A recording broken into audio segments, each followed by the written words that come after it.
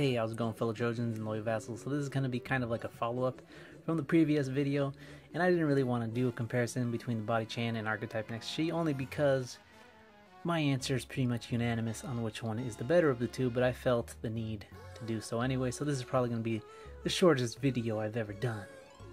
Possibly. I don't know, we'll see. I end up talking a lot, I know that much. Anyways, I'll say this. Body chan is hideous in terms of aesthetics and articulation. The only thing that I feel that the archetype, the body chan has over the archetype next she is that she actually has double jointed elbows, which I can commend her on that. And the fact that, again, because this is supposed to be an artist kind of mannequin, when you're moving around her joints, there's not really visible gaps. And again, I can commend that. But aside from that, you are hideous. Where do I start? Well, let's start off at the head. Why is her head so massive? Look at that noggin. Comparatively, look at this. See that? Her noggin is massive. Her proportions, like her chest area is like, I don't know, just she's so skinny. I mean, you know what I'm saying? She has a massive head, rather large breasts for a small body, no waist, or at least I don't know what to say. It's just hideous. Like, I have a hard time posing the shoulder joints. It is very stiff. Pretty much everything about this figure is kind of stiff, in my opinion. I don't know. I'm speechless for words. Like, when you try and do something like this, I can commend it for that, because again, it is an artist kind of mannequin, so it doesn't look as bad comparatively to the Figma archetype next she. When she does the exact same pose, it looks a little hideous. Watch what I'm talking about. So you see kind of like body chan here, when she's doing this pose, everything looks nice and neat. No gaps except for there, but it's like very minor. We're not focused, I apologize. What's going on here? Hello, camera, focus. What the heck is this? There you go. Well, that was weird. So when she does this pose, everything looks nice and no gaps. However, when archetype next she does it, there is some serious gappage going on. My goodness, that is not to be saluted. Look at that. The difference is very noticeable.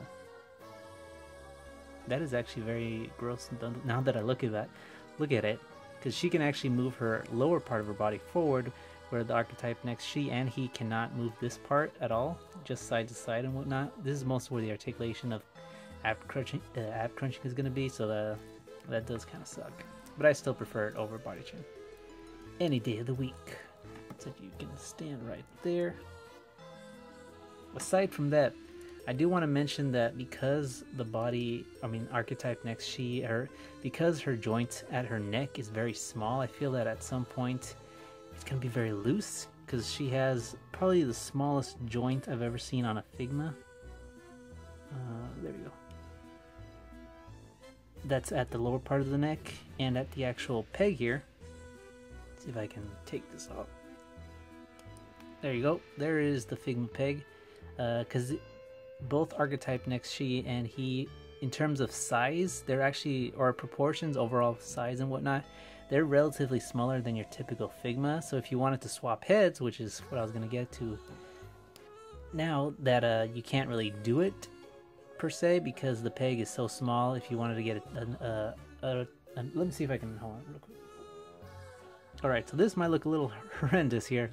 You got a decapitated head here, but this is a standard. This is kind of the joint that most Figmas have. So if you wanted to swap out a head with another Figma, you can probably swap it out as long as it's this size. However, the Figma archetype next she, as you can see, the peg is actually way smaller, so it's not going to be possible. Technically, what you could do is you got two options. At least the only two options that I currently can think of.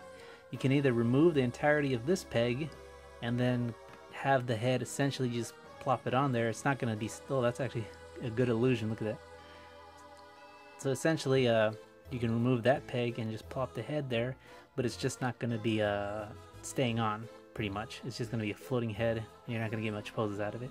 The second option that you could do is if you have one of those hobby knives, you can actually probably cut the peg, or essentially shave off the peg until it's as small as this, and then just plop it in there and hopefully it fits.